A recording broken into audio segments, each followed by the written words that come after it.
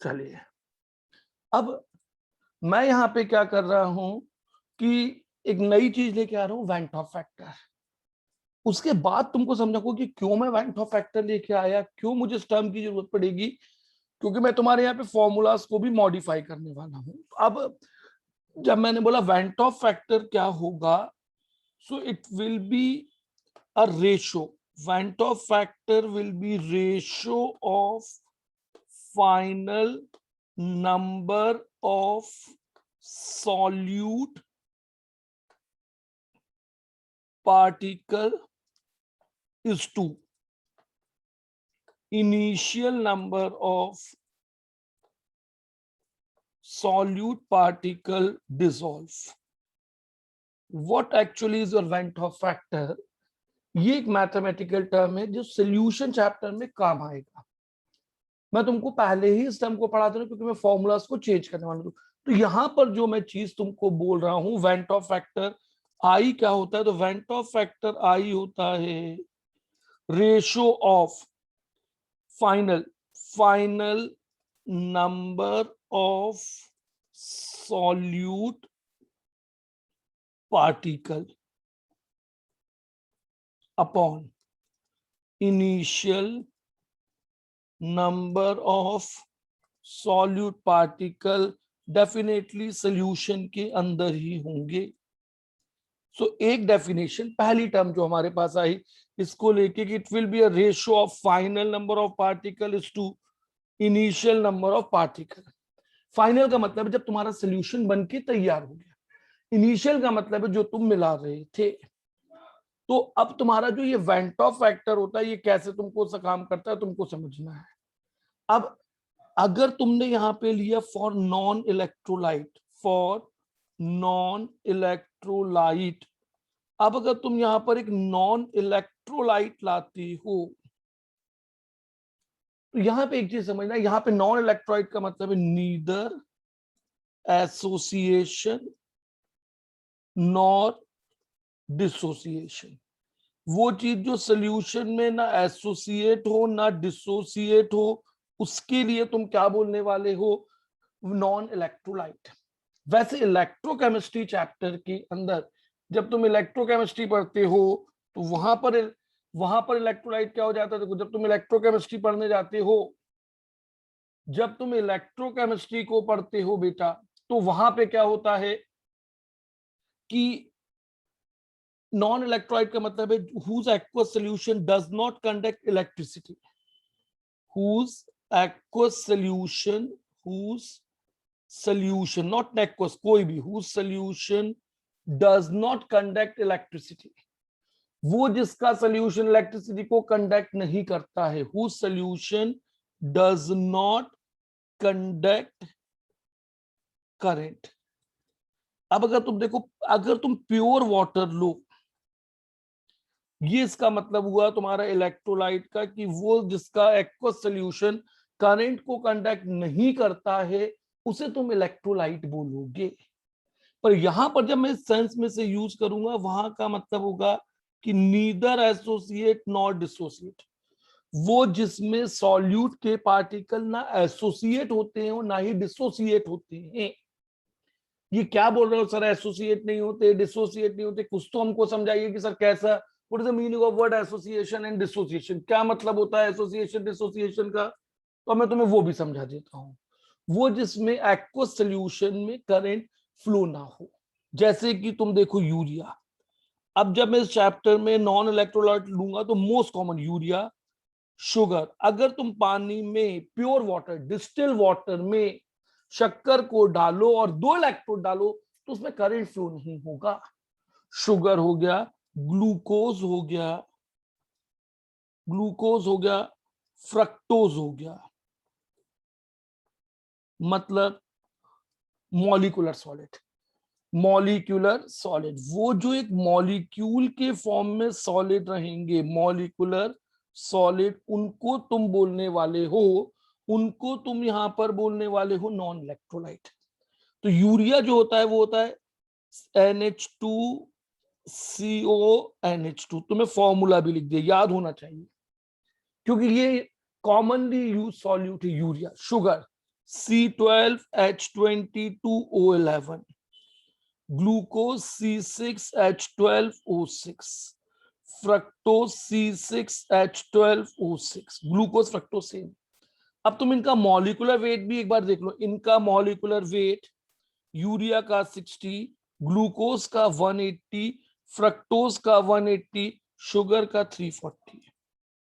ये तुमको बार बार यूज होगा। ये जो मॉलिक्यूलर वेट यहां डले हैं ये तुम्हें बार बार यूज होंगे इस चैप्टर में। तो अब जब ग्लूकोज, शुगर, फ्रक्टोज जैसे टर्म आने वाले हैं उनको तुम्हें समझना है। अब जब तुम पानी में शक्कर डालते हो तो ये ना आयोनाइज होता है ना इसके मॉलिक्यूल आपस में जुड़ते हैं। तो नॉन इलेक्ट्रोलाइट्स के लिए, for non electrolyte, want of factor is found to be 1. Want of factor is found to be 1.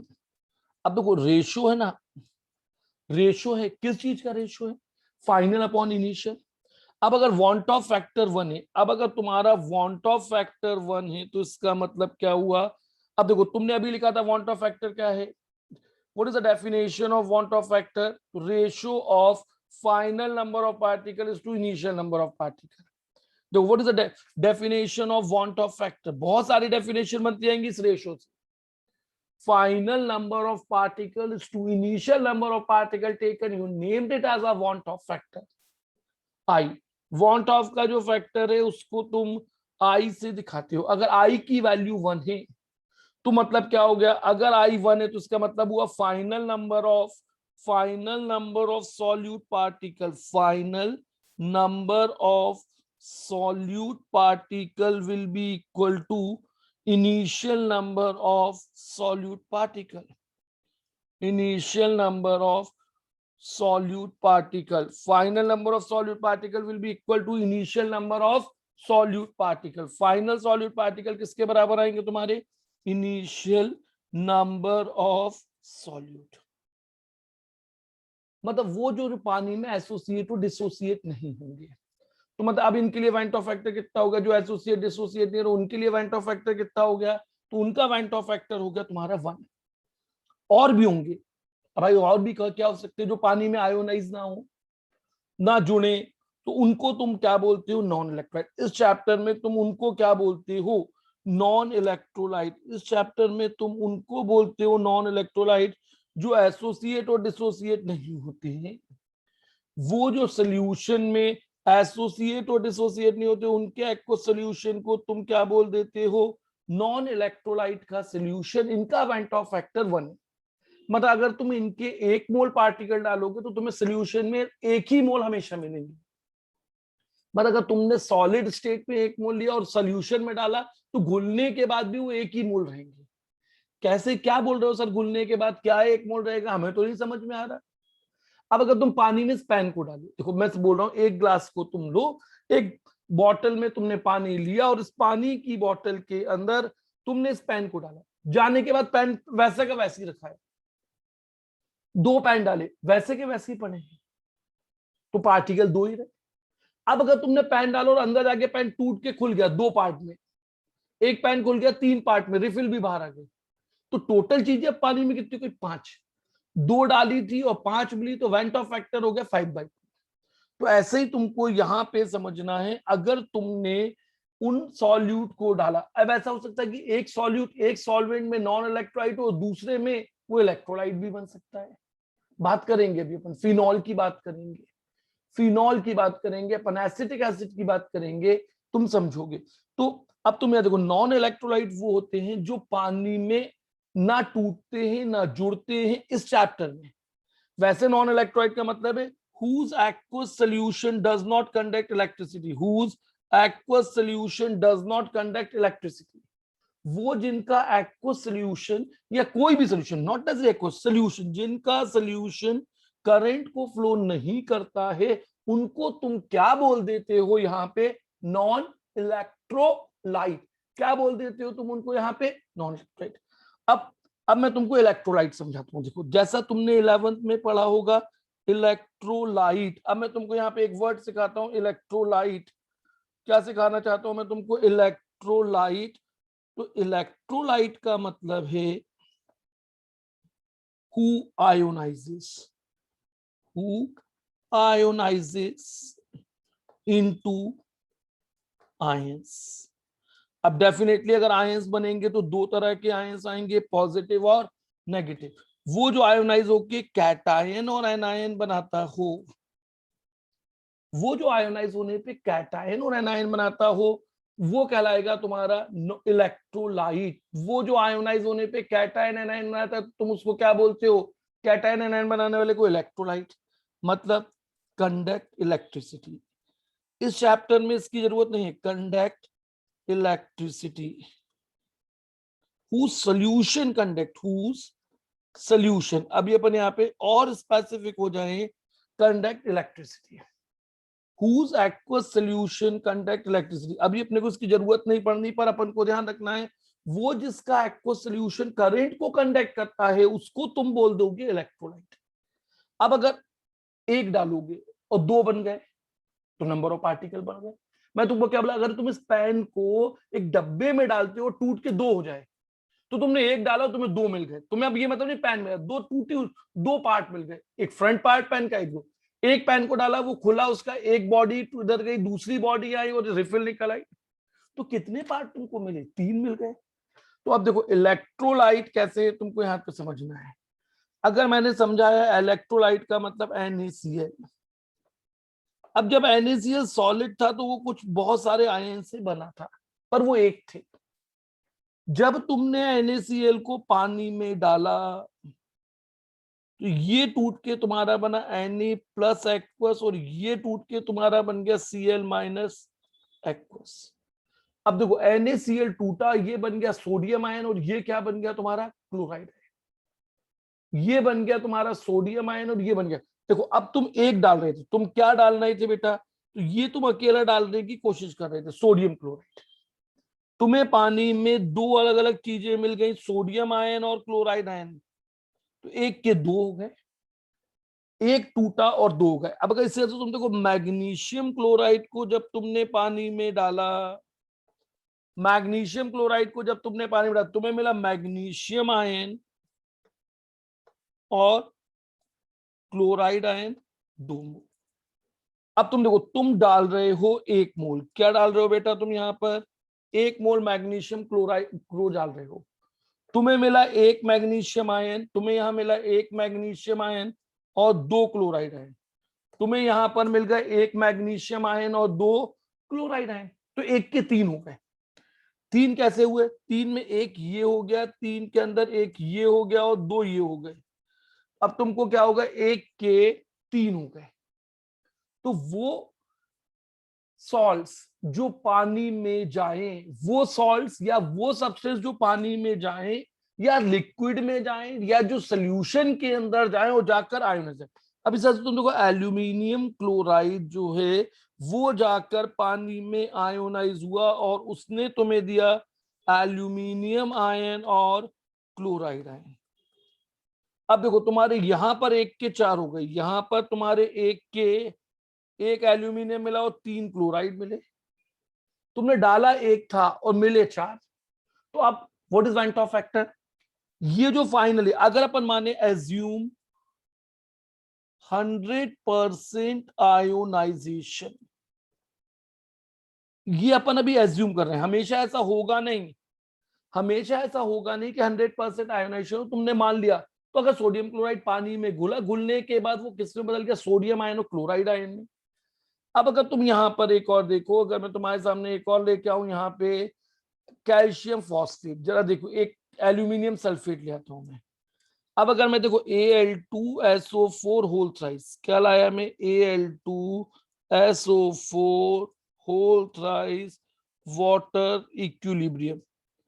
अब तुम यहां देखो, तुम्हें एल्यूमिनियम के कितने आयन मिलेंगे? दो आयन। अब तुमको एल्यूमिनियम के पानी में दो आयन मिले। ये तुम्हारा सॉलिड था, ये तुम्हारा सॉलिड था, ये तुम्हारा सॉलिड था। और सल्फेट के कितने आयन मिलेंगे? तो तीन। अब देखो, एक के तीन हो गए, ये क्या हो गए? एक के तीन हो गए। एल्यूमिनियम आयन तुमने डाला यहाँ पे, एल्यूमिनियम सल्फेट, तुम्हें मिला एल्यूमिनियम आयन तुम्हें मिले 3 सल्फेट आयन, 1 के 5।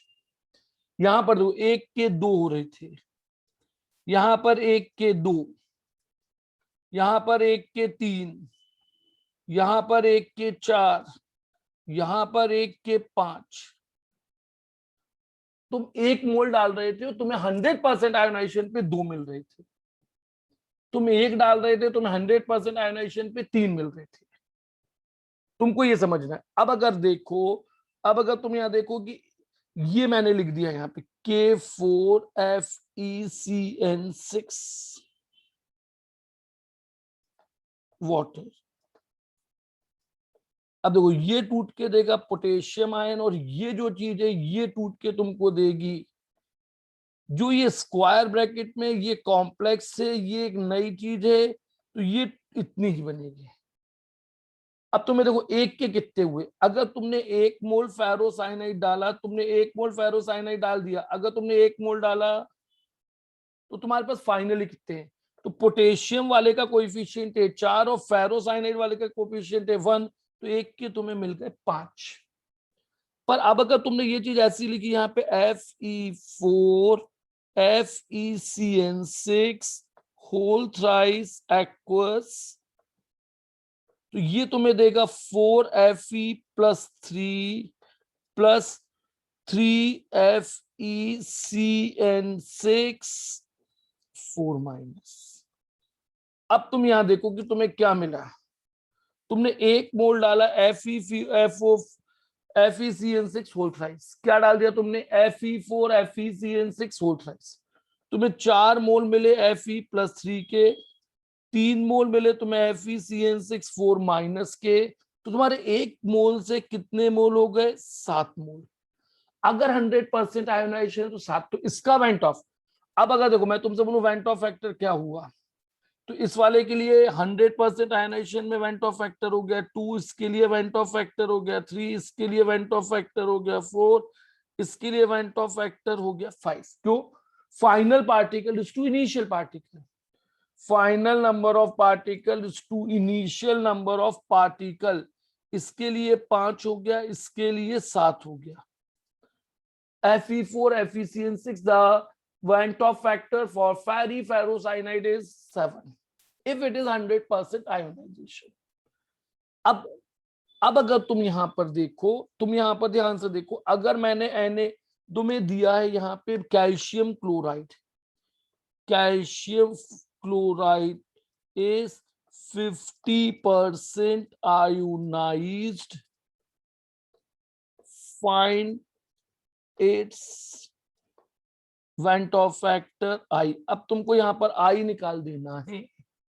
अब तुमको यहाँ पे क्या निकालना? आई। तुम लोग यहाँ पे ध्यान से देखो, क्योंकि तुम में से बहुत सारे बच्चों ने 11th क्लास में आयोनिक इक्विलिब्रियम नहीं पढ़ा होगा। तो अब तुम यहाँ पे देखो, तुमने डाला कैल्शियम क्लोराइड, ये डाल दिया तुमने वाटर के अंदर, तुमको मिल गया कैल्शियम आयन, तुमको मिल गया क्लोराइड आयन। तुमको यहाँ पे क्या मिल गया? तो तुमको मिल गया यहाँ पे कैल्शियम आयन, और साथ में तुमको यहाँ पे मिल गया क्लोराइड आयन। तुम्हें यहाँ मिला कैल्शियम आयन और तुम्हें यहीं पे मिल गया क्लोराइड आयन। क्या मिल गया बेटा? कैल्शियम आयन और क्लोराइड आयन। क्या चीज तुम्हारे हाथ में आ गई है? You will get calcium ion and the chloride ion. Calcium ion आ गया है और साथ में तुम्हारे पास यहाँ पे क्या आ गया है? Chloride ion. कैल्शियम आयन और क्लोराइड। अब यहां पर एक चीज समझो, ये था 1, शुरू में तुमने इसके लिए थे 1 मोल, ये कुछ पानी तो बहुत सारा था एक्सेस, ये नहीं थे। Let alpha is degree of dissociation, let alpha is degree of dissociation, काम आता है इसलिए ध्यान से देखना। Let alpha is degree of dissociation, alpha तुम्हारी डिग्री ऑफ डिसोसिएशन है। अल्फा जो है वो क्या है? तुम्हारी degree of dissociation. What is alpha? Degree of dissociation. Moles dissociate for every 1 mole of reactant, for every 1 mole of reactant 1 मोल पे कितने मोल टूट गए? तो आप देखो, अगर इसके अल्फा टूटे तो इसके भी अल्फा बनेंगे और क्लोराइड आयन के कितने बनेंगे 2 अल्फा। अब तुम्हारे पास बचा क्या, what will be left at equilibrium 1 minus alpha, ये अल्फा, ये आ गया 2 अल्फा। अब तुमको निकालना है वेंट ऑफ फैक्टर। क्या निकालना है इसका बेटा, you have to find the value of van't Hoff factor. क्या निकालना है यहाँ तुम्हें, वेंट ऑफ फैक्टर। डेफिनेशन लगाओ वेंट ऑफ फैक्टर की, डेफिनेशन लगाओ वेंट ऑफ फैक्टर की, final particle of solute upon initial particle, final particle upon initial. अब देखो फाइनल पार्टिकल क्या होंगे, तो फाइनल पार्टिकल में कैल्शियम क्लोराइड भी होगा, कैल्शियम भी होगा, क्लोराइड भी होगा। अब तुमने डाला था कैल्शियम क्लोराइड, क्योंकि ये पूरी तरह से डिसोसिएट नहीं हो, तो कुछ कैल्शियम क्लोराइड बचा है, कुछ कैल्शियम आयन बचा है, कुछ क्लोराइड, जोड़ दो। तुम जब इससे जोड़ के लिखोगे, देखो जब तुम इससे जोड़ के लिखोगे तो ये आएगा 1, ये आ जाएगा 1 minus alpha plus alpha plus 2 alpha. इन सबको तुमको यहाँ पे जोड़ना होगा, इन सबको तुमको जोड़ना होगा, क्योंकि यही तो सॉल्यूट है। इनिशियली हो गया 1, तो जब ये सॉल्व करोगे तो तुम्हारा आ जाएगा 1 प्लस 2 अल्फा अपॉन 1। अब तुम्हें क्वेश्चन में दिया, ये देखो ये मैं हाईलाइट कर रहा हूं ऊपर 50%।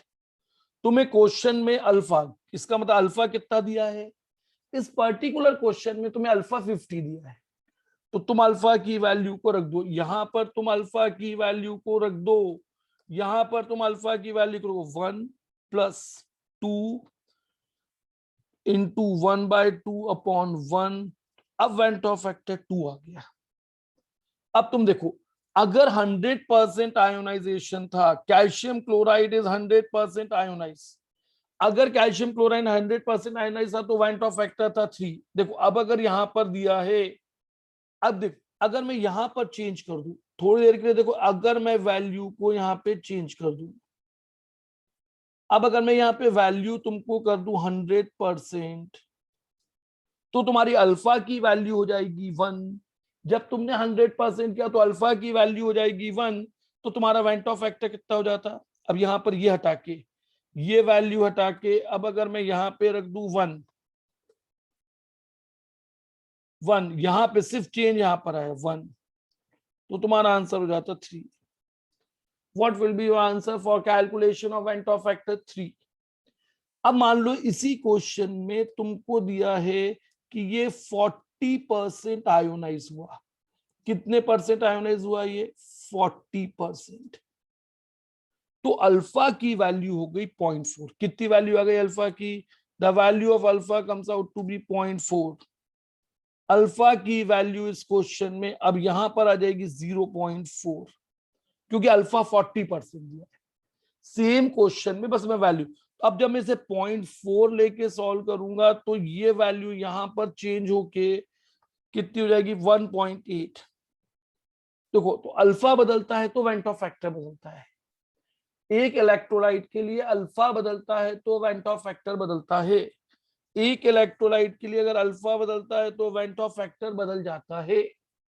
For given electrolyte if alpha changes मतलब आयोनाइजेशन इंक्रीज, मतलब आयन का नंबर बढ़ेगा, आयन का नंबर बढ़ेगा तो went Hoff factor will change, ion का नंबर बनेगा तो went Hoff factor will change. अब फिर तुम यहां देखो जनरल इलेक्ट्रोलाइट ले, अब इलेक्ट्रोलाइट को लिखो तुम AXBY सॉलिड, ये हो गया तुम्हारा जनरल, ये हो गया तुम्हारा जनरल केस। तुमने अब जनरल केस में ले लिया बेटा यहाँ पे AXBY, जिसमें सब कवर होंगे, NaCl भी कवर होगा, कैल्शियम फॉस्फेट भी कवर होगा, एल्यूमिनियम फॉस्फेट भी कवर होगा, सब आ जाएंगे। इसको तुमने पानी में डाला, तुमको मिला XaY प्लस YBX माइनस। अब तुमको ये आयोनाइज हुआ और क्या मिल गया, इससे कैटायन और एनायन मिल गए हैं। यहां पर तुम्हें कैटायन और एनायन मिल गए हैं। अब अगर कैटायन एनायन मिल गए हैं, अब अगर तुमको यहाँ पे कैटायन एनायन मिल गए हैं, तो अब तुम यहां देखो क्या करा तुमने, शुरुआत में ये ले लिया 1 और ये नहीं थे, अब ये टूटा अल्फा, तो ये बनेगा एक्स अल्फा क्योंकि ए के आगे एक्स है, ये वाला बनेगा वाई अल्फा क्योंकि बी के आगे वाई है। अब बचा क्या तुम्हारे हाथ में, फाइनली तुम्हारे हाथ में बचे क्या, 1 माइनस अल्फा, क्या बच गया 1 minus alpha x alpha y alpha. अब तुम तो जानते हो कि वेंट ऑफ फैक्टर क्या होता है, तुम जानते हो कि वेंट ऑफ फैक्टर क्या होता है, final number of solute particle is to initial number of solute particle, final number of solute particle is to initial number of solute final. अब देखो फाइनल हो गए तुम्हारे 1 minus alpha plus x alpha plus y alpha upon 1। ये question exam में आया है, alpha की वैल्यू आई के टर्म्स में पूछ ली थी, सभी नीट में भी आया है आईआईटी में भी आया है। इसे तुम इसे देखो, अब इसे तुम क्या लिख सकते हो, आई इज इक्वल टू 1, यहां से अल्फा कॉमन लिया तो 1 minus x plus Y, 1 minus x plus y upon 1, 1 minus x plus y upon 1। तो ये रिलेशन तुम्हारा बन गया, देखो ये रिलेशन तुम्हारा बन गया है वेंट ऑफ फैक्टर और आई के बीच में, वेंट ऑफ फैक्टर आई और अल्फा के बीच, आई और अल्फा के बीच। अब इसे एक बार और सिंप्लीफाई करके अल्फा की वैल्यू निकालो। अब मैं इसी से अल्फा की वैल्यू को अगर निकालूं तो अल्फा इज, अब अगर मैं इसी से अल्फा की वैल्यू को निकालूं, if I am going to write the value of alpha, तो alpha will be equal to, अब यहां पे क्या होगा 1 minus I, 1 minus I upon 1 minus I upon 1 minus x plus Y, 1 minus I upon 1 minus x plus Y. अब देखो ये दोनों सेम रिजल्ट है, ये जो आखिरी में रिजल्ट लिखे हैं ये दोनों रिजल्ट सेम हैं, ये जो आखिरी के दो रिजल्ट लिखे हैं ये दोनों रिजल्ट तुम्हारे सेम हैं, ये जो तुम्हारे आखिरी के रिजल्ट है ये दोनों रिजल्ट तुम्हारे बेटा यहां पर सेम है। तो जब ये तुम्हारे दोनों रिजल्ट सेम है तो तुम्हें एग्जाम के लिए इन दोनों रिजल्ट को ध्यान रखना है, ये डिराइव कर लेना है, ये फॉर्मूला है, ये फॉर्मूला है, पर मैं इसको याद नहीं करना है, इसे रटना नहीं है, इस फॉर्मूले को रटना नहीं है, इसे हमेशा डिराइव करना है जब ये एग्जाम में आता है। Alpha is degree of dissociation. अब अल्फा के लिए एक नई चीज पता लग गई, यहां से तुमको अल्फा के लिए एक नई चीज पता लग गई है कि अल्फा को अपन 1 minus I upon 1 minus x plus Y भी लिख सकते हैं। तो अब अगर कोई भी इलेक्ट्रोलाइट है वो इस फॉर्म से निकल के आएगा, कोई भी अगर इलेक्ट्रोलाइट है तो वो इस फॉर्म से तुम्हारे पास कैलकुलेट हो जाएगा। आई ये रट लोगे तो डायरेक्ट, पर रटना क्यों, क्योंकि फॉर्मूला भूल गए, कंफ्यूजन कि आई ऊपर एक्स प्लस वाई नीचे, इसलिए हमेशा इसको डिराइव करते रहना है, हमेशा इसको क्या करना है, डिराइव करना है।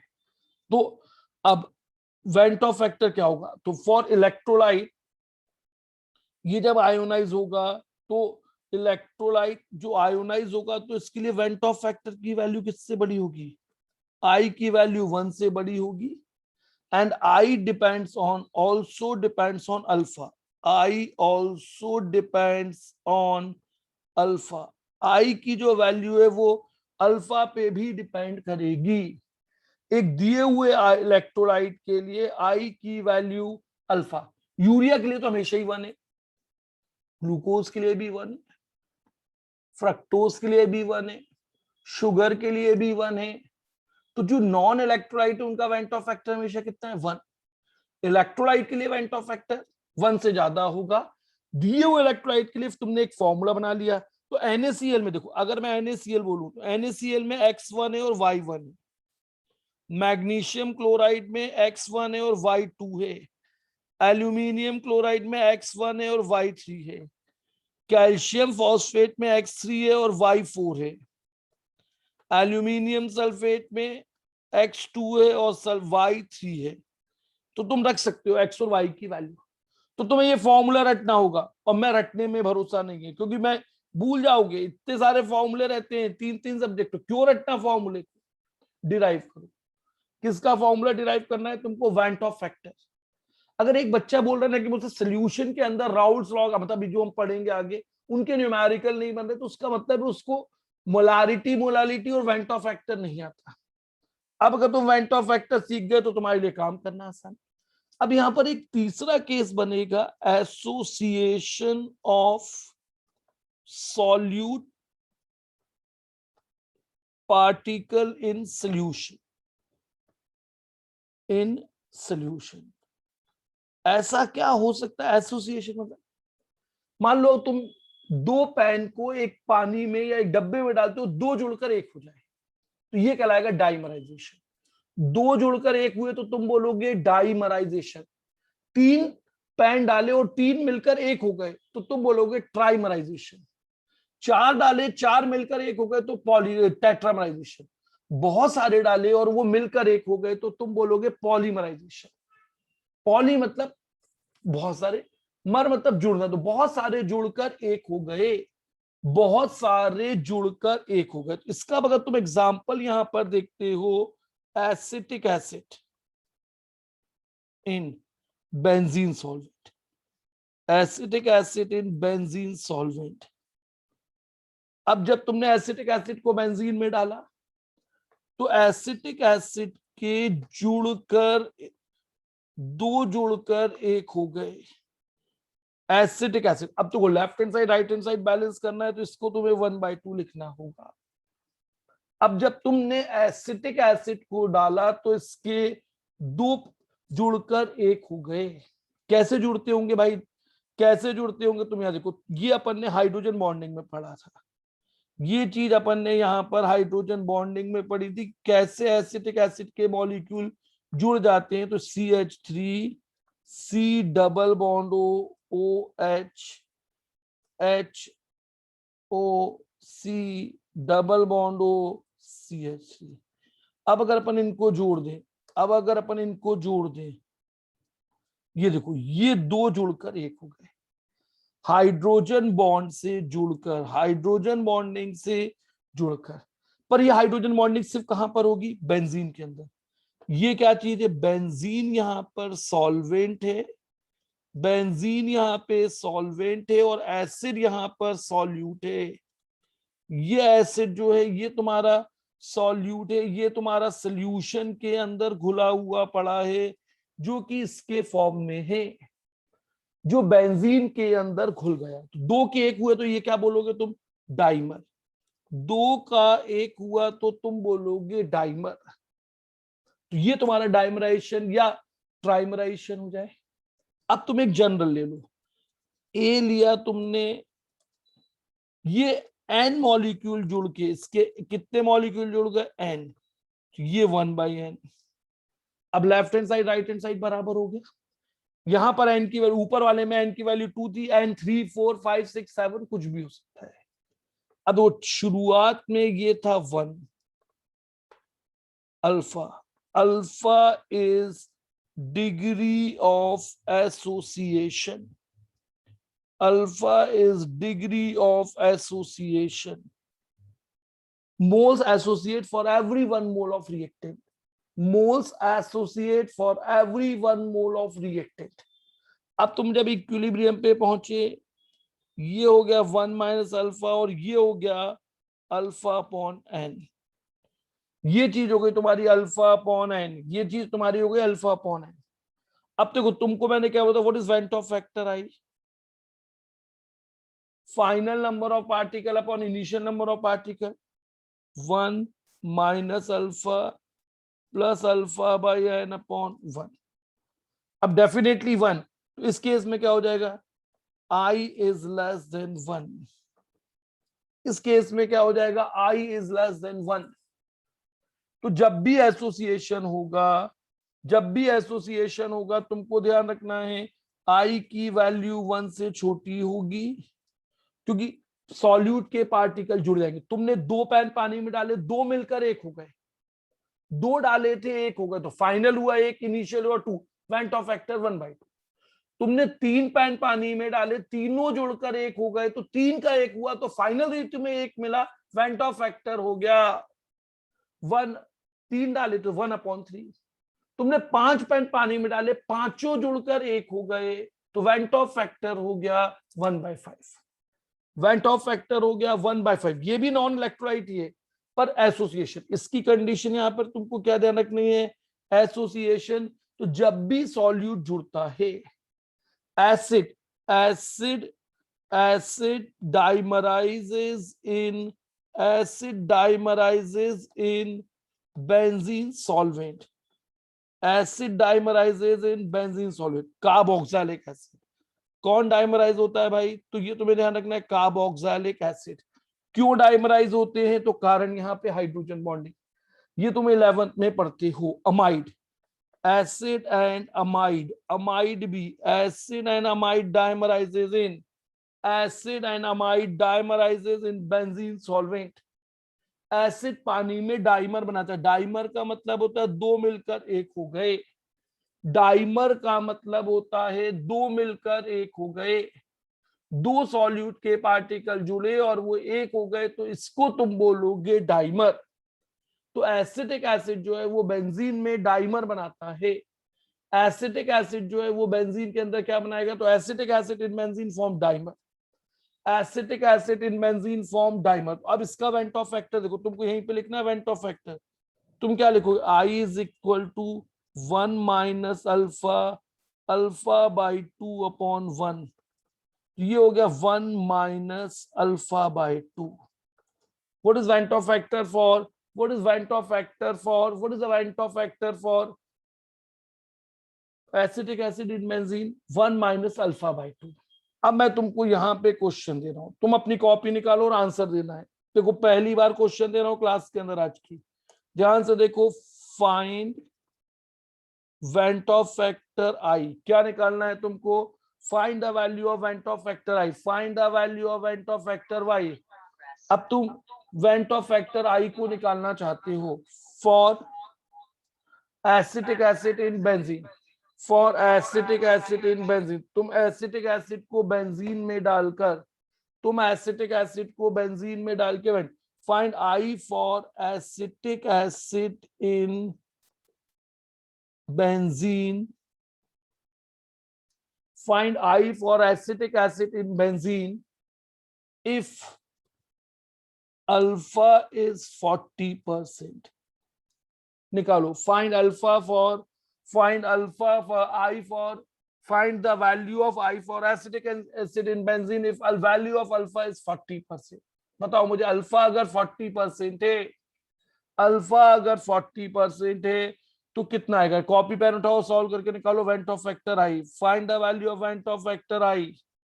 तुमको आई निकालना है अगर तुमको अल्फा 40% दिया है।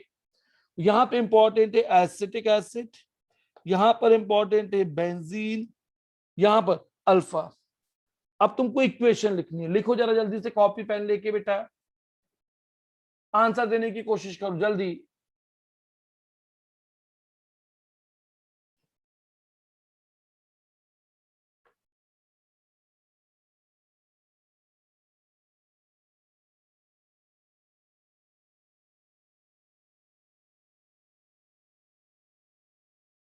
निकालो। Yes sir. निकल गया।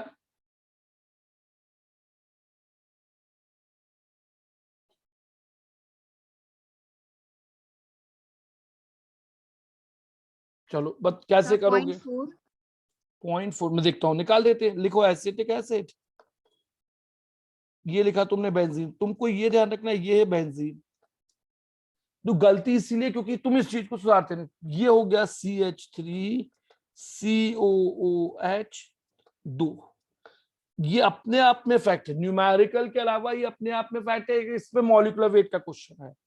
अब ये था शुरू में 1, ये हुआ अल्फा, ये हो गया alpha by 2, 1 minus alpha, alpha by 2, ये लिया था तुमने, ये चेंज, ये लेफ्ट। अब तुम यहीं पे सॉल्व कर लो इसे, यहीं पे तुम इसे सॉल्व कर दो। अब देखो वेंट ऑफ फैक्टर आई क्या होता है, what is the value of van't Hoff factor I, final particle 1 minus alpha, 1 minus alpha plus alpha by 2 upon 1, 1 minus alpha plus alpha by 2 upon 1, 1 minus alpha, 1 minus alpha plus alpha by 2 1। अब देखो went Hoff factor आई हो गया 1 minus alpha by 2, went Hoff factor आई हो गया 1 minus alpha by 2। What will be the value of van't Hoff factor 1 minus alpha by 2? अब alpha की value कितनी दी है 0.4, 1 minus 0.4 upon 2 that will be 0.8। कितना है तुम्हारा वेंट ऑफ फैक्टर? तो जो लोग बोल रहे थे ना 0.4 वो आंसर गलत है। What will be the answer? The answer is 0.8, 1 से छोटा है। जब भी dimer trimer polymer association went Hoff factor 1 से छोटा, क्योंकि सॉल्यूट के पार्टिकल आपस में जुड़कर एक हो गए, सॉल्यूट के पार्टिकल आपस में जुड़कर एक हो गए। अब तुमको यहां पे देखो इसी से मिलता जुलता एक क्वेश्चन बना रहा हूं, ध्यान से देखना। एसिटिक एसिड इन वाटर, अब मैं बोल रहा हूं acetic acid in water alpha 40%, acetic acid in water alpha 40%, find the value of van't Hoff factor. अब मैंने तुमको यहां पर बोला कि एसिटिक एसिड को तुमने लिया है, तुमने एसिटिक एसिड को पानी में लिया। अब अगला क्वेश्चन ला रहा हूं, अब मैं ला रहा हूं find I for acetic acid in water if alpha 40%, if value of alpha is 40%। देखो इस क्वेश्चन की सबसे बड़ी बात आई निकालना है, किसके लिए निकालना है? एसिटिक एसिड सॉल्यूशन पानी में अल्फा 40%। अल्फा का फॉर्मूला फिक्स है, अल्फा का फॉर्मूला फिक्स है फाइनल अपॉन इनिशियल। पर अब तुमको यहां पे ध्यान रखना है कि एसिटिक एसिड पानी में इलेक्ट्रोलाइट है और बेंजीन में एसोसिएट है। एसिटिक एसिड यहां पर लिख भी दे रहा हूं, acetic acid in water is electrolyte, in water is electrolyte, acetic acid in water is electrolyte S while associate इन। अब ये तुमको याद हो गया, ये इंफॉर्मेशन जनरल नॉलेज है, ये भी क्वेश्चन है। वाइल एसोसिएट डाइमर, दो का एक, in benzene, dimer in benzene due to hydrogen bond. यहां पर एसिटिक एसिड के बीच में हाइड्रोजन बॉन्डिंग होती है और दो मॉलिक्यूल का एक हो गया। पानी में हाइड्रोजन बॉन्डिंग नहीं हो पाती, यहां पर हाइड्रोजन बॉन्डिंग होती है। अब ये इंफॉर्मेशन अपने आप में इंपॉर्टेंट है। अब देखो अगर पानी में इलेक्ट्रोलाइट है, पानी में इलेक्ट्रोलाइट है, पानी में अगर इलेक्ट्रोलाइट है तो वेंट ऑफ फैक्टर 1 से बड़ा है। अगर पानी में इलेक्ट्रोलाइट है तो वेंट ऑफ फैक्टर 1 से बड़ा है। अगर पानी में इलेक्ट्रोलाइट है तो वेंट ऑफ फैक्टर। अब देखो जब तुम एसिटिक एसिड को पानी में ले गए, कहां ले गए तुम एसिटिक एसिड को? पानी में। CH3COOH water ionizes will give you acetate ion and H plus। अब एसिटिक एसिड वाटर में आयोनाइज होके तुम्हें एसिटेट आयन और H प्लस देता है। शुरू में ये 1 था, ये नहीं था, ये नहीं था, ये अल्फा टूटा, ये अल्फा बना, ये अल्फा बना, T at equilibrium 1 minus alpha, alpha और अल्फा। अब इसी साइड में वेंट ऑफ फैक्टर निकाल देते हैं, इतनी सी जगह में वेंट ऑफ फैक्टर को निकालते हैं। अब वेंट ऑफ फैक्टर आई होगा final number of particle 1 minus alpha plus alpha plus alpha, 1 minus alpha, alpha alpha, ये 3 अपॉन 1। अब वेंट ऑफ फैक्टर आया 1 प्लस अल्फा। देख लो अगर मैं तुमसे क्वेश्चन पूछ रहा था कि एसिटिक एसिड बेंजीन में तो वेंट ऑफ फैक्टर था 1 माइनस अल्फा बाई 2। अब तुम यहां से निकालोगे, अब तुम अगर यहां से कैलकुलेट करोगे 1 प्लस 0.4 1.4, तो अगर एसिटिक एसिड पानी में है और वो 40% आयोनाइज होता है, ये लिखा मिले या नहीं मिले, 40% आयोनाइज, तो वेंट ऑफ फैक्टर 1 से बड़ा, इट इज 1.4। पर अगर वही एसिटिक एसिड बेंजीन में है, वही एसिटिक एसिड अगर बेंजीन के अंदर है, अगर वही एसिटिक एसिड बेंजीन के अंदर है तो डाइमर बनाएगा। तो तुम्हें दो चीज ध्यान रखनी है, एसिटिक एसिड बेंजीन में डाइमर है, एसिटिक एसिड बेंजीन में डाइमर है, एसिटिक एसिड बेंजीन के अंदर डाइमर है। अब जब तुम इस चैप्टर को पढ़ने जाते हो तो तुम्हारी दूसरी चीज आती है यहाँ पे, कॉलीगेटिव प्रॉपर्टीज। अब तुमको देखो नाम में है कॉलीगेटिव प्रॉपर्टीज, बहुत ध्यान से देखो। अब तुम्हारा चैप्टर है colligative properties. What is your chapter? Colligative properties. These are the physical properties of solution. कौन सी प्रॉपर्टीज है? तो these are the physical properties of solution. कौन सी प्रॉपर्टीज है ये? Physical properties of solution. Physical properties of solution. तो ये सॉल्यूशन की फिजिकल प्रॉपर्टीज हैं, ये सॉल्यूशन की प्रॉपर्टीज हैं। Whose magnitude depend on. अब अपना नया चैप्टर शुरू कर, सॉल्यूशन में मोलारिटी या कंसंट्रेशन कम करके अब हम जा रहे हैं कॉलीगेटिव प्रॉपर्टी पे। Whose magnitude depends on only on number of solute particle, number of solute particle, वो प्रॉपर्टीज जिनका की वैल्यू सिर्फ सॉल्यूट के पार्टिकल पे डिपेंड करती है and not upon nature of solute, not upon nature of solute particle. क्या बोला है ये सब कुछ समझाता हूं। ये कुछ डेफिनेशन एग्जाम या स्कूल में नहीं आने। सॉल्यूशन की वो प्रॉपर्टीज जो पार्टिकल के नंबर, सॉल्यूट के नंबर्स पे डिपेंड करती है, उनके नेचर पे नहीं। मतलब जब तुम डेमोक्रेसी की बात करो, जब तुम डेमोक्रेसी में वोट डालते हो तो तुम्हारा जो वोट है उसकी वैल्यू 1 है। अब एक मोटा आदमी, एनीवन हु इज 18+, इंडिया में जो भी 18+ है वो वोट डाल सकता है, उसके वोट की वैल्यू 1 होगी। अब चाहे वो मोटा हो, चाहे वो पतला हो, चाहे वो गोरा हो, चाहे वो काला हो, चाहे वो हिंदू हो, चाहे मुस्लिम हो, चाहे वो मेल हो, चाहे फीमेल हो, हर व्यक्ति के वोट की प्रॉपर्टी 1 है। यहाँ पे इस पे डिपेंड नहीं कर रहा कि वो किस रिलीजन से है, वो किस कलर का है, किस हाइट का है, किस वेट का है। तो कॉलीगेटिव प्रॉपर्टी को ही तुम डेमोक्रेटिक प्रॉपर्टी भी बोलते हो, डेमोक्रेटिक प्रॉपर्टी भी बोल देते हो। तुम कॉलीगेटिव प्रॉपर्टी को ही डेमोक्रेटिक प्रॉपर्टी का नाम भी दे देते हो।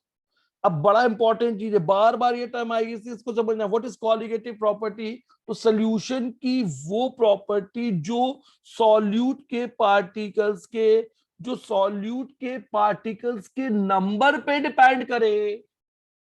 तो आप देखो, तुमने सोडियम क्लोराइड पानी डाला, तुम्हें सोडियम क्लोराइड अगर टूट गया तो सोडियम आयन क्लोराइड आयन है। तो उसको अब ये मतलब नहीं है कि सोडियम आयन है, कि ये क्लोराइड आयन है, कि ये NaCl है, या मैग्नीशियम क्लोराइड है, या ग्लूकोज का पार्टिकल है, या फ्रक्टोज का है, या शुगर का बड़ा है, या प्रोटीन बड़ा है। सॉल्यूशन की वो प्रॉपर्टी, सॉल्यूशन की वो प्रॉपर्टी जो सॉल्यूट के पार्टिकल के नंबर पे डिपेंड करती है, सॉल्यूशन की वो प्रॉपर्टी जो सॉल्यूट के पार्टिकल के नंबर पे डिपेंड करती है, वो कॉलीगेटिव। सिर्फ 4 कॉलीगेटिव है। अब आपको ये भी ध्यान रखना है, ये इंपॉर्टेंट है, सिर्फ 4 ही कॉलीगेटिव प्रॉपर्टी है। सिर्फ कितनी कॉलीगेटिव प्रॉपर्टी है भाई? 4। We have only 4 colligative properties. We have only 4 colligative properties. सिर्फ 4 ही कॉलीगेटिव प्रॉपर्टीज हैं, सिर्फ 4। अब आपको ये ध्यान रखना है, 4। ध्यान से देखो, यही पूरा चैप्टर है, यही एग्जाम में आना है। 4 कॉलीगेटिव। कितनी कॉलीगेटिव प्रॉपर्टी है? We have only 4 colligative properties. कौन कौन सी है? ध्यान से देखिए, कौन कौन सी कॉलीगेटिव है, कौन कौन सी कॉलीगेटिव है। एक, lowering of vapour pressure, lowering of vapour pressure, lowering of vapour pressure. अभी सबके फॉर्मूले और मुझे सब लिखेंगे। सॉल्यूशन का वेपर प्रेशर कम होना। अब अगर तुम इसे चाहते हो कि ये टेम्परेचर इंडिपेंडेंट बन जाए तो तुम इससे बोलते हो रिलेटिव लोअरिंग ऑफ वेपर। तो तुम्हें ध्यान रखना दोनों ही कॉलिगेटिव है। रिलेटिव लोअरिंग या lowering in vapour pressure colligative property है। कैसे, ये मैथमेटिकली प्रूव भी करेंगे अगली क्लास में। relative lowering of vapor pressure is colligative property. Relative lowering of vapor pressure is colligative property. Relative lowering of vapor pressure is a colligative property. Relative lowering, relative अभी बताऊंगा कि जब भी तुम सोल्यूशन में दो तो पहले तुमको वेपर प्रेशर पढ़ाऊंगा, फिर रिलेटिव लोअरिंग पढ़ाऊंगा, फिर रिलेटिव लोअरिंग। दूसरी कॉलिगेटिव प्रॉपर्टी है तुम्हारी, दूसरी कॉलिगेटिव प्रॉपर्टी है तुम्हारी elevation in boiling point of solution. Elevation in boiling point of solution. अब अभी ये कुछ समझ में नहीं आ रहा, सिर्फ नाम लिख रहे हो। पहले याद कर लो कि चार ही कॉलिगेटिव हैं। पहले ये याद कर लो कि चार ही कॉलिगेटिव है, relative lowering in vapour pressure, elevation in boiling point. मतलब सॉल्यूशन का बॉइलिंग पॉइंट हमेशा प्योर सॉल्वेंट से ज्यादा है। कैसे होगा, क्यों होगा, ये पूरी थ्योरी पढ़ाऊंगा। सॉल्यूशन का बॉइलिंग पॉइंट मतलब नमक के पानी का बॉइलिंग पॉइंट पानी से बॉइलिंग पॉइंट से ज्यादा है। शक्कर के पानी का बॉइलिंग पॉइंट पानी के बॉइलिंग पॉइंट से ज्यादा है। नमक का बॉइलिंग पॉइंट, नमक का बॉइलिंग पॉइंट, शक्कर के पानी के बॉइलिंग पॉइंट, जो भी सोल्यूशन है उनका बॉइलिंग पॉइंट हमेशा उससे ज्यादा। और जितना ज्यादा तुम डालोगे उतना ज्यादा होगा, जितना ज्यादा। Depression in freezing point, depression in freezing point of solution, depression in freezing point of solution। solution का जो freezing point है वो प्योर सॉल्वेंट से कम है। दो चीज ध्यान रखना है, कैसे होगा, क्या होगा, ये सब आने वाली 3-4 क्लासेस में पढ़ लेंगे। सॉल्यूशन का जो फ्रीजिंग पॉइंट है वो कम है और बॉइलिंग पॉइंट ज्यादा है। किससे कम है? सॉल्वेंट से। क्यों है वो बाद में। सॉल्वेंट का फ्रीजिंग पॉइंट कम होता है, सोल्यूशन का बॉइलिंग पॉइंट, सोल्यूशन का फ्रीजिंग पॉइंट कम होता है और बॉइलिंग पॉइंट ज्यादा है। अब एक और प्रॉपर्टी इसमें यहाँ पे जोड़ दी जाए, यहां पर एक और प्रॉपर्टी इसमें जोड़ दी जाए तो वो है ऑस्मोटिक प्रेशर। बायो वालों को मालूम होगा, 10th में ये टर्म कभी पढ़ा होगा। तो सिर्फ 4 कॉलिगेटिव प्रॉपर्टीज हैं, 4 कॉलिगेटिव प्रॉपर्टीज हैं। Relative lowering in vapour pressure, elevation in boiling point, depression in freezing point, osmotic pressure. Osmotic pressure तो रिलेटिव लोअरिंग, इसको ऐसा कुछ लिखते हैं। अभी देखो इस पचड़े में नहीं पढ़ना कि ये क्या लिख दिया मैंने, ये नहीं दिमाग लगाना कि ये क्या लिख दिया डेल्टा पी, ये कहां से आया सर, हमें तो नहीं समझ में आ रहा, इसकी पर फिक्र नहीं करना। दूसरा डेल्टा टीबी, तीसरा डेल्टा टीएफ, चौथे को अपन यहाँ पे पाई से, इस ऑस्मोटिक प्रेशर को पाई से। तो अब कितनी कॉलिगेटिव प्रॉपर्टीज तुम्हारे पास है? 4। कौन कौन सी हैं? कौन कौन सी प्रॉपर्टीज को तुम कॉलिगेटिव बोलते हो? मतलब सोल्यूशन का बॉइलिंग पॉइंट बढ़ना, तो solution relative lowering in vapour pressure, relative lowering in vapour pressure, elevation in boiling point, depression in freezing point, osmotic pressure. मतलब ऑस्मोसिस, ऑस्मोसिस कॉलिगेटिव नहीं है, बॉइलिंग पॉइंट कॉलिगेटिव नहीं है। पूरा डिटेल में पढ़ाऊंगा बॉइलिंग पॉइंट क्या है। फ्रीजिंग पॉइंट कॉलिगेटिव नहीं है, वेपर प्रेशर कॉलिगेटिव नहीं है। तो मतलब अब आने वाली क्लास में तुमको पहले वेपर प्रेशर, सॉल्वेंट का, सॉल्यूशन का, मिक्सचर का, सॉल्वेंट का, सॉल्यूशन का, मिक्सचर का वेपर प्रेशर समझना है। फिर तुम्हें बॉइलिंग पॉइंट सॉल्यूशन का और सॉल्वेंट का समझना है। तुम्हें फ्रीजिंग पॉइंट सॉल्यूशन और सॉल्वेंट का समझना है और तुम्हें ऑस्मोटिक प्रेशर पढ़ना है। अब 4 क्लासेस में 4 चीजों को पढ़ना है। ऑस्मोसिस कॉलिगेटिव नहीं है, बॉइलिंग पॉइंट कॉलिगेटिव नहीं है, फ्रीजिंग पॉइंट कॉलिगेटिव नहीं है, वेपर प्रेशर कॉलिगेटिव नहीं है। कॉलिगेटिव कौन सी प्रॉपर्टीज है? तो सॉल्यूशन की वो प्रॉपर्टी जो सॉल्यूट के नंबर ऑफ पार्टिकल पे डिपेंड करती है। सॉल्यूशन की वो प्रॉपर्टीज जो सॉल्यूशन सॉल्यूट के नंबर ऑफ पार्टिकल पे डिपेंड करती है, उनको तुम कॉलिगेटिव प्रॉपर्टी बोल देती हो। उनको तुम कौन सी प्रॉपर्टी बोलते हो? Colligative. Relative lowering of vapour pressure, relative lowering of vapor pressure colligative, या lowering of vapor pressure is colligative. Elevation in boiling point of solution, elevation in boiling point of solution is colligative. Elevation in boiling point, ये पूरी one sided class है, मैं बोलता जा रहा हूं सिर्फ तुम सुन रहे हो, क्योंकि अभी यह न्यूमेरिकल या फॉर्मूला डिजाइन नहीं हो पा रहा है, क्योंकि जरूरत तो ये थ्योरी पढ़ रहे हैं। अब जो कॉलिगेटिव प्रॉपर्टीज है वो किस पे डिपेंड करेंगी? तो colligative property is directly proportional to number of solute particle. Colligative property is directly proportional to number of solute particle. अब सॉल्यूट पार्टिकल को नापने के लिए, सॉल्यूट पार्टिकल को नापने के लिए वेंट ऑफ फैक्टर। अब देखो, नॉन इलेक्ट्रोलाइट, तुमने बोला नॉन इलेक्ट्रोलाइट, फिर तुमने बोला इलेक्ट्रोलाइट, फिर तुमने बोल दिया एसोसिएशन। इनके केस में 1, यहां पे ग्रेटर देन 1, यहां पे लेस देन 1। अब तुम यहां पे क्या देख रहे हो कि colligative property went Hoff factor से जोड़ी जा सकती है। कॉलिगेटिव प्रॉपर्टी को जब मैं न्यूमेरिकली सॉल्व करूंगा तो मैं इसे वेंट ऑफ फैक्टर से जोड़ सकता हूं।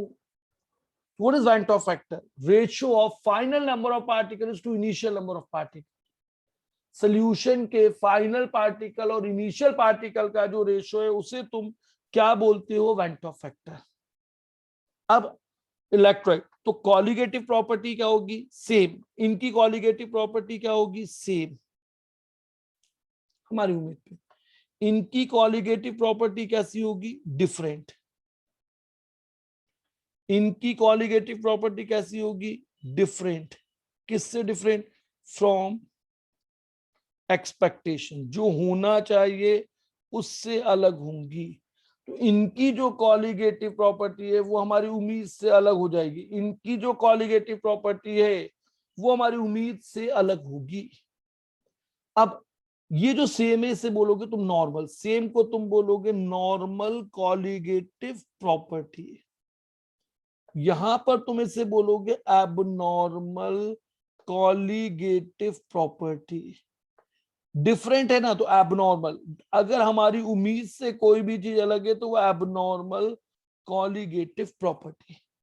इसी को तुम यहां पर बोल दोगे थ्योरेटिकल कॉलिगेटिव प्रॉपर्टी। और ये तुमने एक्सपेरिमेंट से नापा तो तुम इसे बोल दोगे एक्सपेरिमेंटल। नाम ध्यान रखना, एक ही चीज के कई नाम है, experimental colligative property. Experimental colligative property. तो अब तुम यहां पे देख लो, नॉन इलेक्ट्रोलाइट के लिए जो होना चाहिए वही है, इलेक्ट्रोलाइट के लिए जो होना चाहिए उससे ज्यादा है, एसोसिएशन के लिए जो होना चाहिए उससे कम है। तो अगर सॉल्यूट के पार्टिकल उससे कम है, अगर सॉल्यूट के पार्टिकल उससे कम है तो एबनॉर्मल हो गया ना भाई। मैंने 2 डाले और मिलकर 1 हो गए तो कम हो गए ना। तो जो प्रॉपर्टी हम उम्मीद कर रहे थे वो हमारी उम्मीद से कम हो गई, इसलिए वो एबनॉर्मल कहलाई। अब मैंने 1 डाला और वो टूट के 5 हो गए, तो जो कॉलिगेटिव प्रॉपर्टी की हम उम्मीद कर रहे थे वो 5 गुना बढ़ गई। बढ़ गई तो एबनॉर्मल, कम हो गई तो एबनॉर्मल। जो हम उम्मीद कर रहे थे वही रही तो नॉर्मल। जो हम उम्मीद कर रहे थे अगर वही कॉलिगेटिव प्रॉपर्टी रहती है तो वो नॉर्मल हो जाएगी। जो हम उम्मीद कर रहे थे वही कॉलिगेटिव प्रॉपर्टी आती है तो वो क्या हो जाएगी? नॉर्मल। तो colligative property is directly proportional to number of solute particle. अब देखो तुम्हारा van't Hoff factor, colligative property is directly proportional to number of solute particle. तो अब जो कॉलिगेटिव प्रॉपर्टी है वो किसके डायरेक्टली प्रोपोर्शनल है? It is directly proportional to number of solute particle, और अगर जो सॉल्यूट पार्टिकल है that is directly proportional to van't Hoff factor, तो colligative property is directly proportional to I.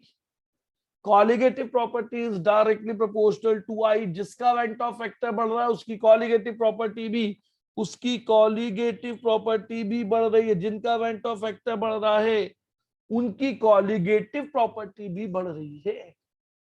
Colligative property क्या है? सॉल्यूशन की वो फिजिकल प्रॉपर्टीज जो सॉल्यूट के पार्टिकल के नंबर पे डिपेंड करती है, नंबर पे डिपेंड करती है और किसी चीज पे नहीं करती है, उन फिजिकल प्रॉपर्टीज को तुम कॉलिगेटिव प्रॉपर्टी बोलते हो। केमिस्ट्री में 4 ही कॉलिगेटिव प्रॉपर्टी है, होती ही सिर्फ 4 ही कॉलिगेटिव प्रॉपर्टी है। Relative lowering in vapour pressure, elevation in boiling point, depression in freezing point, osmotic pressure.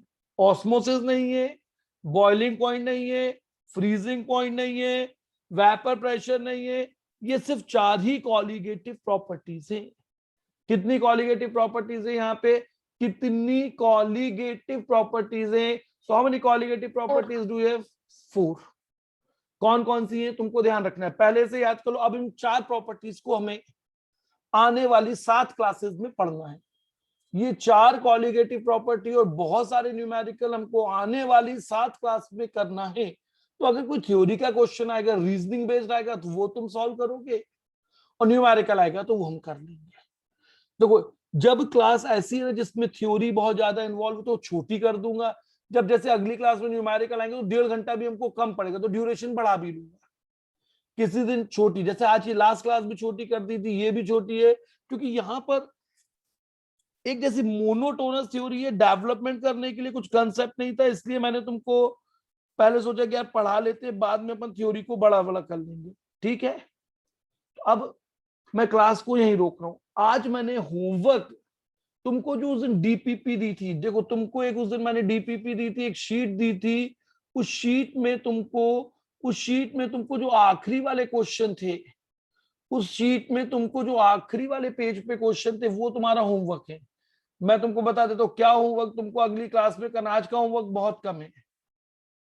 पुरानी क्लास की जो शीट है, लास्ट क्लास की सीआरक्यू में से page number 14, homework is CRQ page 14, last 4 question, सिर्फ 4 न्यूमेरिकल क्वेश्चन। तुम्हें एग्जाम में यही 4 क्वेश्चन आ सकते हैं, स्कूल में भी आ सकते हैं, स्कूल के अंदर भी आ सकते हैं, और ऑब्जेक्टिव में भी आ सकते हैं। अब ये 4 क्वेश्चन का होमवर्क तो 2 मिनट में हो जाएगा। ये अब तुम्हें मोलालिटी, नॉर्मेलिटी, जितने क्वेश्चन दिए थे 1 to 13, वो भी आज जुड़ जाएंगे। अब तुमको देखो, इस क्लास के अंदर तुम अगर अब इस क्लास से निकलोगे बाहर, तो जो मैंने तुमको देखो इस क्लास में होमवर्क दिया था, यहां पर जो मैंने तुमको होमवर्क दिया था, तुमने अगर क्लास अटेंड की थी तो तुम यहां देखो, ये होमवर्क दिया था मैंने तुम्हें। अब न्यू होमवर्क, आज का जो होमवर्क जुड़ा, न्यू होमवर्क आफ्टर लेक्चर 4।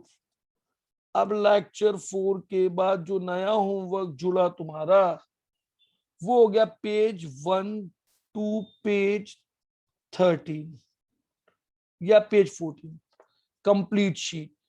तुमको ये सॉल्व करना है, कंप्लीट शीट। तुम्हें शीट को पूरी तरह से सॉल्व करना है। देखो, जब तक तुम इसे सॉल्व नहीं करोगे, तब तक तुम्हें कॉन्फिडेंस भी नहीं आएगा। पेज 14, कंप्लीट शीट, ये तुम्हारा होमवर्क है। तुम अपने आपके लिए, मेरे लिए होमवर्क सॉल्व नहीं करो, मैं बच्चों जैसा चेक नहीं करूंगा कि तुमने सॉल्व किया कि नहीं किया। यही क्वेश्चन तुम्हारी स्ट्रेंथ है, यही न्यूमेरिकल तुम्हारी स्ट्रेंथ है। अदरवाइज फिजिकल केमिस्ट्री में कुछ नहीं है। थ्योरी तो गधे को भी मालूम है, तुम्हें भी मालूम है, मुझे भी मालूम है, सबको थ्योरी मालूम है। पर आज की क्लास, इस पे बेस क्वेश्चन मैंने तुमको दिया, आज की क्लास पे बेस मैंने तुमको न्यूमेरिकल दिए, तुमको सॉल्व करने के लिए क्वेश्चन दिया आज की क्लास से, कॉलिगेटिव प्रॉपर्टी के क्वेश्चन, वो तुमको यहाँ पे सॉल्व करने हैं। और ये अब मैं क्लास को रोक रहा हूं, तुम्हारे जो भी डाउट्स हैं तुम अपने ग्रुप्स में लिख के उनको डाल दो, मैं तुम्हें सॉल्व करके उनका वीडियो ऑडियो दोनों सोल्यूशन बना के दे दूंगा। जिसमें मुझे लगता है कि सिर्फ लिख के देना है वो लिख के दे दूंगा, जिसमें लगता है ऑडियो बना के देना है वो व्हाट्सएप पे दे दूंगा, जिसका वीडियो सोल्यूशन बनाना है वो बना के दे दूंगा। तो लगभग लगभग अब तुम्हारे पास 3-4 घंटे का होमवर्क है, पर ये होमवर्क तुमने किया ठीक ये चैप्टर कंप्लीट होने पे आएगा, सोल्यूशन कंप्लीट ये बन गया, मतलब फिजिकल केमिस्ट्री का सोल्यूशन की कंसंट्रेशन पार्ट तुम्हारा स्ट्रांग हो गया। ठीक है, मैं क्लास को रोक रहा हूं। Good night. Thank you sir. Thank you sir. समझ में आया सबको? Yes sir. Yes sir. बिल्कुल आसान था, आज की क्लास बिल्कुल आसान थी, थ्योरी वन साइडेड क्लास थी, बस न्यूमेरिकल सॉल्व कर लेना बेटा याद से। मेरी मेहनत तुम्हारी मेहनत सफल होगी, डाउट्स आएंगे, टाइम लगेगा, इरिटेशन होता है, एक जैसे क्वेश्चन एक जैसे इतने छोटे छोटे, पर इनसे ही हमारा कॉन्फिडेंस बनता है। ठीक है, yes sir. Bye, good night. Bye, good night. Bye sir, good night sir.